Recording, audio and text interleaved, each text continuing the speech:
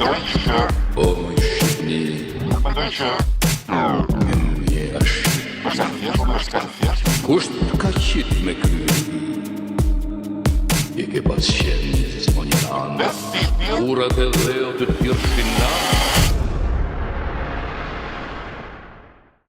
Siç fatkeqësisht pritej, erdhi edhe rasti tjetër, denigrimi, një akt I vështirë, le të themi. Por është edhe më keq se sa thjesht një akt I vështirë, është një ulje, është një degradim shoqëror, një farë lloj mënyre, domethënë që vetëm në raste të tilla fatkeqësisht mund ta shohësh drejt për drejt. Ata të cilët merren me këto lloj punësh ose tematikash I njohin mirë dëmin që mund të shkaktojë, po në këto raste është e vërtetë.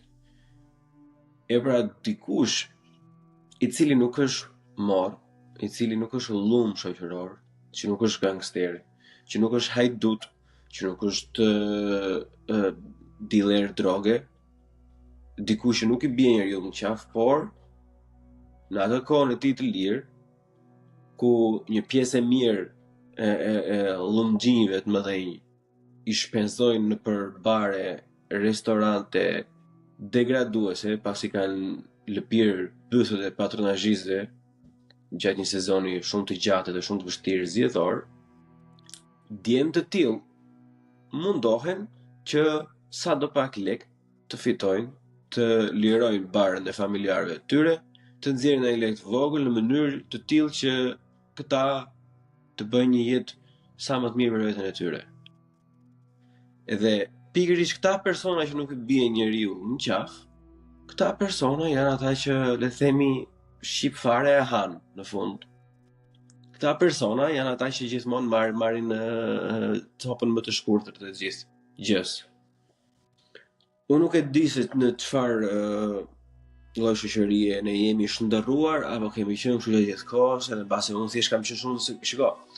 Ka edhe shumë mundësi që unë të ke qenë shumë naiv dhe mos ta kem kuptuar asnjëherë, po që këto gjërat ndodhin, domethënë është brenda njohurive të mia, fatkeqësisht nuk më bën më përshtypje, më ka ndodhur mua para 10-11 vitesh kur kam punuar si kamarier. I ka ndodhur dhe shumë shqiptarëve të tjerë.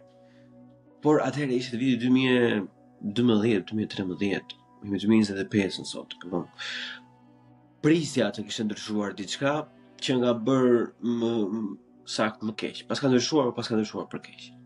Unë nuk kuptoj se në çfarë realiteti ne jendojmë. Çfarë realiteti ndajmë me njëri tjetrin, ku një kamarier, domethënë nuk del asnjëri të mbroj një kamarier. Ai tipi, domethënë duhej gozhduar atje në moment kur të jetë. Nuk e di domethënë në çfarë niveli shoqërie jemi. Nuk e di pse jemi kaq njerëz të vështirë që nuk e duam punëtorin. Sa më ulët në thonjza të jetë në grad në krahasim me neve, domethënë ushtrojmë atë pislikun që na buron nga shpirti I mynxyr që kemi, që e mbajmë vete për ditë. Nuk e di çfarë lloj pas kemi qenë dhe nuk e di nëse ne vërtet meritojmë të flasim për veten tonë sikur kemi ndonjë gjë më të madhe se të tjerët, e kupton? Se pavarësisht trumpetimit edhe idiotësirave që qarkullojnë në internet, vetëm ajo që kemi arritur këto 5-6 vitet e fundit të vërtetojmë është që në fakt jemi inferior krahasime të tjerë. Kjo është tejet e qartë tashmë. Dhe jo gjenetikisht e një budallënj, po thjesht nga psikoza mentale, nga histeria që kemi si popull, në mënyrë se sillim me njëri tjetrin, se nuk I plas trapi njeriu se çfarë bën ti në shtëpi apo se ku e ke bërë shkollën. Mënyra se si ne trajtojmë njëri tjetrin na bën ne tejet inferior krahasim me shumë popull të tjerë. Po kur flasim me ish për përgjegjësi personale të gjithë kohës, kjo është pikërisht ajo për të cilën ne kemi fjalë. Janë këto ngjarje të ndyra, të vështira që vazhdojnë edhe ndodhin në Shqipëri, fatkeqësisht pa ju dridhur shepiku njeriu, edhe nuk merret asnjë lloj mase nga publiku, se nuk pres më nga shteti, nuk bën shteti të gjitha, po krijon këtë lloj sistemi të tillë. Edhe prandaj themi të gjithë kohës që përgjegjësia personale, sepse çdo lloj personi që nuk bën gjë është pjesë e problemit, është në sistem. edhe i shkërdhata që vuri duart mbi atë djalin, është pjesë e sistemit. Edhe përgjegjësia është e atij, ndër të tjera, është edhe normalisht është gjithë sistemi pler i ndërtuar për plera që sa më shumë plera të mësohen edhe të qëndrojnë në punë, që plera të mbajnë plerën, edhe sistemi të mbajë vetveten, sepse sistemi atë është, nuk intereson njëri fare domethënë se çfarë bëni ju të tuaj apo se çfarë ju duhet juve. Ideja është që sistemi të funksionojë dhe të vazhdojë të funksionojë. Është detyra e parë. Po ngeli ndonjë gjë për juve mbas. E normalisht pler këtu, pler atje, çdo lloj produkti i këtij sistemi ajo punë do jetë. Tani çfarë ti thot Doni tjetër përveç kësaj gjëje? Që është mut, është. A duhet bërë, s'duhet bërë. Ndodh shpesh, ndodh fatkeqësisht jashtëzakonisht shumë shpesh. Shumë herë më shumë se sa duhet ndodhte. Jemi feudal burri thotë, kupton, jemi edhe në mesjet. Në mesjet ku dëgjon mund të kishte një mundësi të paktën të ftoje dikën në duel. Po kështu është barbarizëm, e kupton? Ne jemi gotët në 400 kusur në djegjen e Romës. Bile ata do këtë pas organizim më të madh, besoj. Është turp edhe fatkeqësi dhe pa dashur ta teproj, dua t'ju drejtohem nënave dhe baballarëve ose etërve. Thirrini mendje se çfarë po bëni, kë po votoni, si po punoni, po me kë po korruptoheni, ku po i gjeni lekët, çfarë po lejoni më saktë të ndodh në gjithë ambientin tuaj rreth e qark, vetëm që kafshata juaj të jetë sa më e madhe. Sepse mund të iki shumë shpejt, sepse nesër pasen se mund të jetë fëmia juaj, edhe ajo pëllëmba mund të jetë edhe një plumb.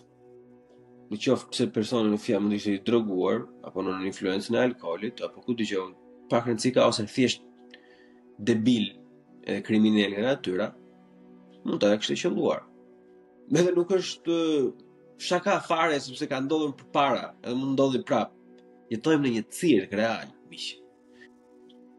Në qoftë se lejoni këto gjëra të ndodhin rreth e qark jush, dijeni se në fund, në qoftë se juve nuk e hiqni vetë në puris, ta keni të sigurt që fëmijët tuaj do ta heqin.